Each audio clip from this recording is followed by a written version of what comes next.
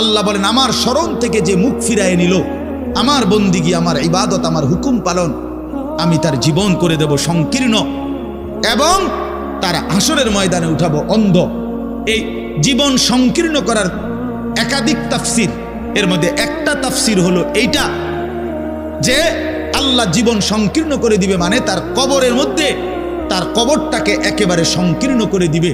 আল্লাহ রসুল বলছে নাফরমানের কবর রাইখা যখন ফেরেশতা চলে যাবে, কবর ডান পাশের মাটি তারে একটা চাপ দিবে বাম দিকে, বাম দিকের মাটি এক ডান দিকে, আল্লাহর কসম ডান পাশের হাড্ডি পাঁজর ভাঙ্গা ডান দিকে বাম দিকে চলে যাবে, বাম দিকের হাড্ডি পাঁজর ভাঙ্গা।